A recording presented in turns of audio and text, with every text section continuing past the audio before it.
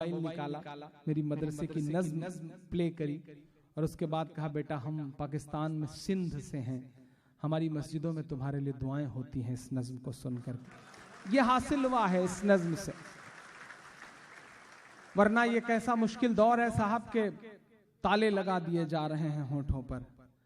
मैं किसी Z+ security में नहीं चलता, मैं किसी सिक्योरिटी में नहीं चलता, तन्हा निकला हुआ शख्स हूं, गांव से निकला हुआ एक आम किसान परिवार से। हाई स्कूल तक शायद सही से खड़ी हिंदी बोलते हुए पैर कांपते थे, लेकिन आज अल्लाह का करम है, आज बोलता हूं तो लोग कांपते हैं। ये अल्लाह ने ये असर दिया है। मेहमान खुसूसी जो भी डाइस पे बैठे रहते हैं, उत्तर प्रदेश है, कहीं भी किसी भी मुशायरे में जो सियासी लोग हैं, वो 4 बार मुझसे कहते हैं कि इमरान थोड़ा सा एहतियात बरतना, थोड़ा सा सोच के, थोड़ा सा बेटा ख्याल रखना। अल्लाह ने ये असर दिया, ये सिर्फ और सिर्फ आप सबकी दुआओं का असर था, बड़े बुजुर्गों की दुआओं का असर था। मोहब्बत कौन करता है, सियासत कौन करता है। डराने वाले डराएं, लेकिन मेरा ईमान है कि मोहब्बत कौन करता है, सियासत कौन करता है। मुझे मालूम है मेरी हिफाजत कौन करता है, मुझे मालूम है मेरी हिफाजत कौन करता है। और हमी ने लाज रखी है बुजुर्गों की यहाँ, वरना सभी टुकड़ों पे पलते हैं, बगावत कौन करता है। सभी टुकड़ों पे पलते हैं, बगावत कौन करता है। कि यहाँ कुरान पाक की हर लम्हा है तिलावत होती, यहाँ कुरान पाक की हर लम्हा है तिलावत होती। जर्रे जर्रे में हमदर्दी और मोहब्बत होती, और मोहब्बत होती। कभी नहीं हो सकता कत्ले आम मदरसों से। मत जोड़ो आतंकवाद का नाम मदरसों से, कोई इल्जाम मदरसों से। कि चाहे शेखुल हिंद हो या फजले हक खैराबादी। एक चीज से बहुत दुखी हूं, बहुत परेशान हूं। पिछले 4-5-6 दिन में सोशल मीडिया पे भसड़ सी मची हुई थी साहब। जश्न ईद मिलादुल नबी के दौरान ऐसा लग रहा था कि जैसे फिरका वाराना जंग छिड़ गई हो सोशल मीडिया पे। यहाँ अलग अलग मसलकों के, अलग अलग फिरकों के तमाम ऐसे इंपॉर्टेंट लोग बैठे हैं जो असर रखते हैं अपने इलाकों में। आप लोगों से आपका गांव, आपका शहर आप लोगों की सुनता है, आपकी मानता है। मैं बस आपसे बहुत मोहब्बत से गुजारिश करता हूं कि ये जो हमारे बीच में ये जो फसाद है, इस पर भी काम करिए, इसके लिए मेहनत करिए।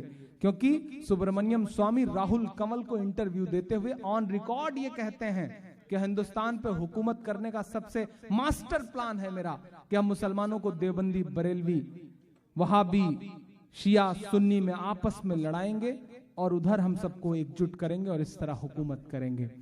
अब नहीं जागेंगे तो कब जागेंगे। अपने अपने मसलक पर, अपने अपने अकीदे पे पुख्तगी के साथ डटे रहिए, लेकिन दूसरों के लिए गुंजाइश रखिए। सड़क पर लड़ाई मत करिए, जो मस्जिदों की बात है उसे सड़क पर मत लाइए। मेरी इतनी गुजारिश है आप क्या कहने। वाह वाह, ये बहुत मुश्किल दौर। और मैं यहाँ खड़ा होकर के मैं सल्यूट करूंगा मौलाना तौकीर रजा साहब को, सल्यूट करूंगा कि पिछले दिनों जब NIA ने 13 बच्चों को दिल्ली के आसपास के इलाकों से उठाया, तो सलाम मौलाना तौकीर रजा साहब को कि उन्होंने कहा कि हमारे बच्चे उठाए जा रहे हैं, हमारी नस्लें परेशान हैं, हम अब देवबंदी और बरेलवी में नहीं लड़ेंगे। और वो सीधे देवबंद मदरसे में गए, वहां बैठे। ये इत्तेहाद की एक ऐसी कोशिश थी कि जिसके लिए उन्हें सलाम। और इस बार जमीयत उलमा हिंद को सलाम कि उन्होंने अजमेर में जाकर के अपना सालाना इजलास किया। ये एक नई कोशिश है, एक नई शुरुआत है।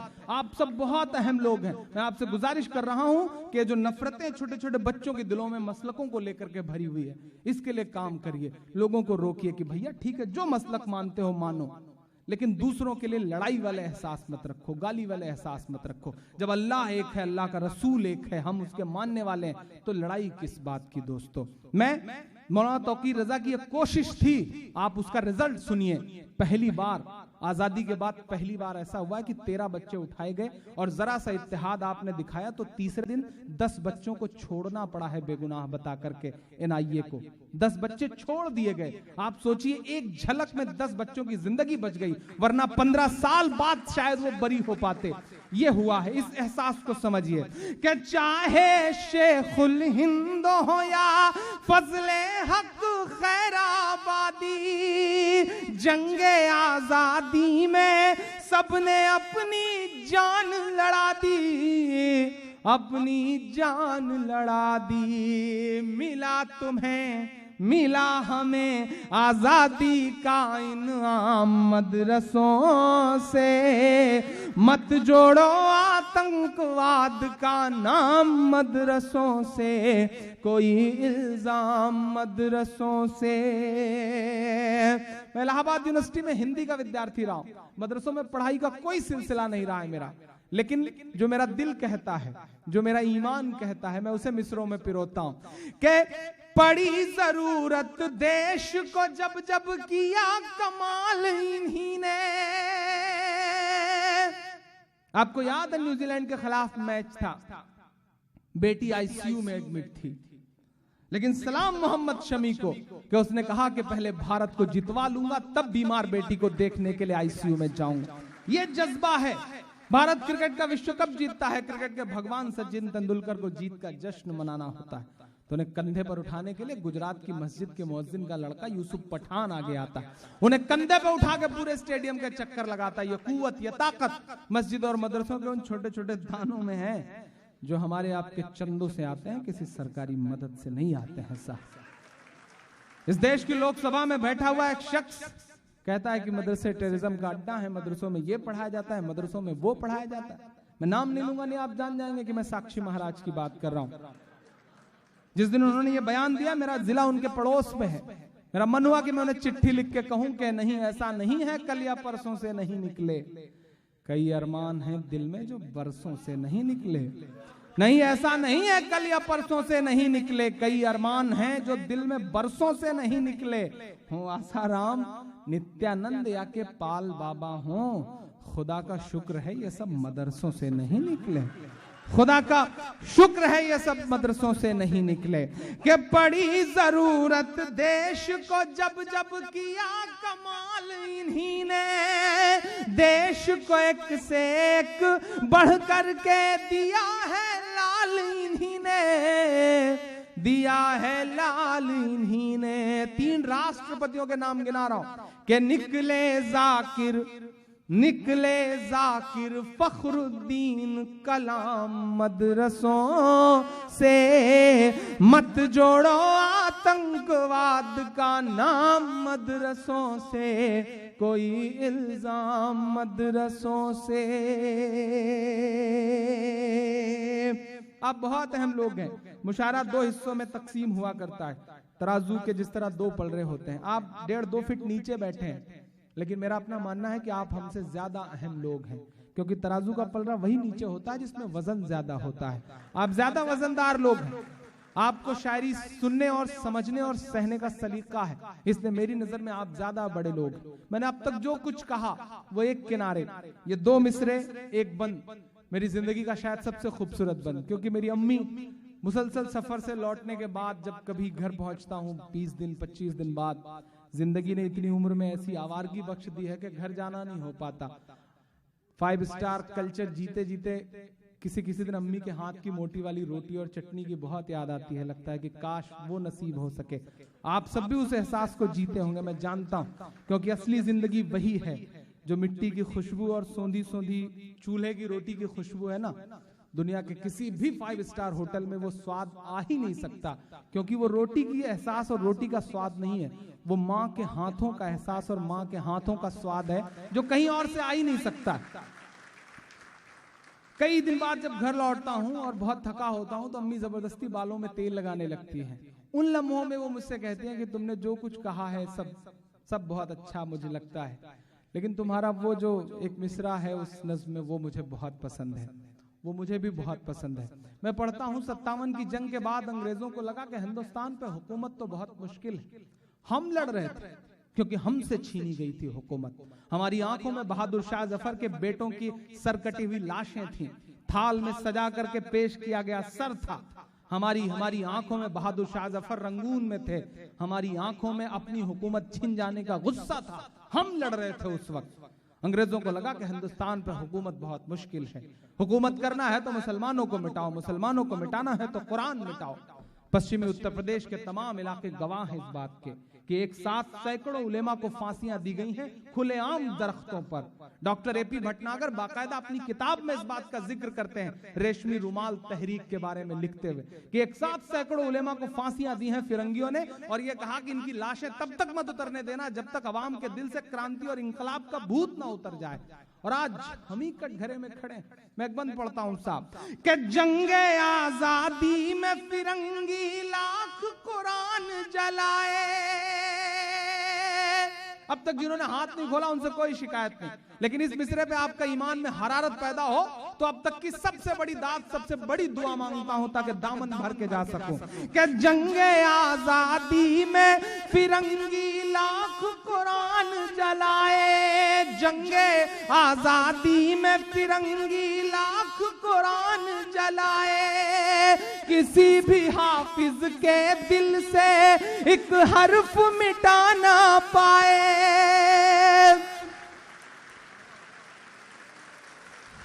वाह वाह वाह वाह वाह, क्या कहने भाई इमरान साहब, बहुत खूब, वाह वाह वाह, सुभान अल्लाह सुभान अल्लाह। फारूक भाई सुभान अल्लाह। जंगे आजादी में फिरंगी लाख कुरान जलाए। किसी भी हाफिज के दिल से एक हर्फ मिटा ना पाए, एक हर्फ मिटा ना पाए। लिया है अल्लाह ने ऐसा भी काम मदरसों से, मत जोड़ो आतंकवाद का नाम मदरसों से, कोई इल्जाम मदरसों से। आखिरी बंद पढ़ता हूँ इस नज्म का साहब, थोड़ा सा ईको कम कर दीजिएगा। आखिरी बंद पढ़ता हूँ इस नज्म का। वो कहते हैं हथियार मिलता है, वो कहते हैं ट्रेनिंग दी जाती है। अभी होम मिनिस्ट्री ने सर्वे करवाया है लेटेस्ट, और सर्वे में यह बात साबित हुई कि नहीं, हिंदुस्तान के किसी भी मदरसे का दहशतगर्दी से कोई रिश्ता नहीं है। उनकी अपनी ऑफिशियल रिपोर्ट है, मैं उसकी बुनियाद पर यह बात कह रहा हूं कि आप कहते हैं दहशतगर्दी पढ़ाई जाती है, आप कहते हैं हथियार निकलते हैं। मैं कभी कभी सोचता हूं इस डाइस पे गजनफर साहब, आप जर्नलिज्म का एक खंबा है, एक स्तंभ है, लोकतंत्र जमहूरियत का चौथा खंबा जो जर्नलिज्म है, उसका एक सुतून है। आप सलाम करूंगा मैं आप जैसी सोच के पत्रकारों को। पत्रकारिता आप सभी लोगों ने ही थोड़ी बहुत बचा रखी है, वरना जो एलो जर्नलिज्म के नाम पे देश में हो रहा है वो बहुत बहुत अफसोसनाक है। मैं कभी कभी सोचता हूं आखिर हमारी नस्लों से सिस्टम, प्रशासन, हुकूमतें क्या गुजारिश करती हैं, क्या उम्मीद करती हैं, क्या चाहती हैं। हमारे हाथ में शहनाई थमाई गई तो हम उस्ताद बिस्मिल्लाह खान बन गए, हमारे हाथ में सरोद थमाया गया तो हम उस्ताद अमजद अली खान बन गए, हमारे हाथ में तबला थमाया गया तो हम उस्ताद जाकिर हुसैन बन गए, हमारे हाथ में टेनिस का रैकेट पकड़ाया गया तो हमारी बेटियां सानिया बन गई, हमारे हाथ में क्रिकेट का बल्ला पकड़ाया गया तो हम यूसुफ पठान, इरफान पठान, जहीर खान और मोहम्मद शमी बन गए, हमारे हाथ में साइंस दिया गया तो हम भारत देश को परमाणु संपन्न बनाने वाले कलाम बन गए, हमारे हाथ में म्यूजिक थमाया गया तो हम देश को एकमात्र ऑस्कर दिलवाने वाले ए.आर. रहमान हो गए। चूंकि हमें अव्वल रहने की आदत है, साहब, तो हो सकता है कि पांव लड़खड़ाया हो तो हम हाजी मस्तान भी हो गए हों, बट इट्स अ ब्लैक। जिस तरह एक स्पेक्ट्रम होता है उसमें बहुत सारे रंग होते हैं, उसके आसपास काला रंग भी होता है। ये हमारी नस्लों की जिंदगियों का काला रंग है, तो हमें इससे क्यों पहचानते हैं? जो हमारी जिंदगियों के और खूबसूरत रंग हैं, चमकदार रंग हैं, उससे क्यों नहीं पहचानते? हम हिंदुस्तान की तरक्की में शाना बशाना आपके साथ खड़े हैं, आपसे 2 कदम आगे खड़े हैं, जितना है उससे बड़ी तादाद में कुर्बानियां दे रहे हैं। करगिल की जंग को ले लीजिए आप, जो सबसे आखिरी जंग है उसको ले लीजिए आप। देश की मिलिट्री में 2% मुसलमान है, लेकिन करगिल में जितने शहीद हुए उन शहीदों में 17% मुसलमान था।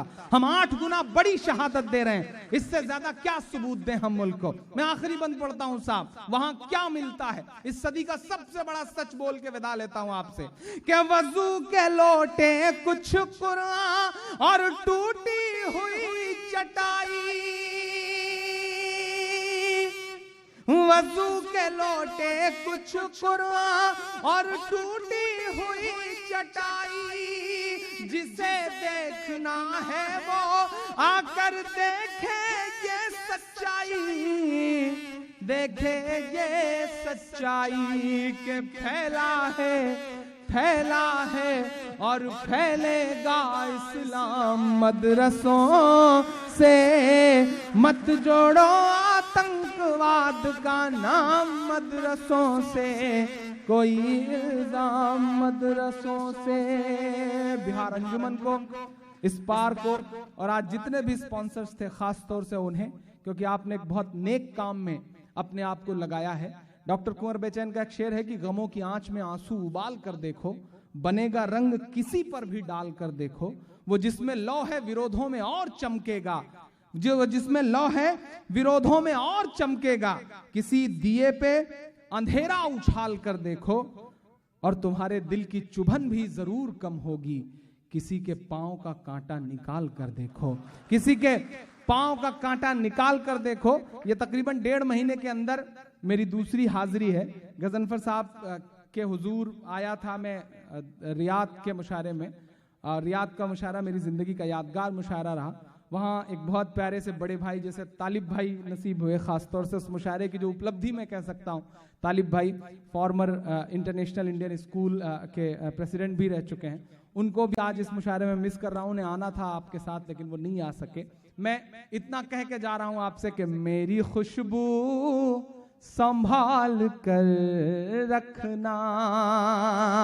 लाइव सुन रहे हैं तालिब भाई, शायद अभी मुझे उनका मैसेज भी मिला अभी, तो मैं उन्हें भी बहुत मिस करते हुए मिसरे नाम, उनके नाम पढ़ते हुए आप सबके हवाले करता हूं कि मेरी खुशबू संभाल कर रखना, दिल पे काबू संभाल कर रखना। तेरे सीने से लग के रोया हूँ मेरे परदेसियों, तेरे सीने से लग के रोया हूँ। मेरे आंसू संभाल कर रखना। बहुत शुक्रिया, बहुत मोहब्बत है, बहुत सारा प्यार। ये अंजार साहब, एक अवार्ड रह गया था। अंजार भाई उस वक्त नहीं थे। मैं इमरान भाई से और गजनफर भाई साहब से गुजारिश करूंगा कि वो अंजार साहब को आप उस वक्त नहीं थे जब अवार्ड दिए जा रहे थे। और बहुत बहुत शुक्रिया, आप हजरात ने बहुत इन्हिमाक से सुना, बहुत दिलचस्पी से सुना।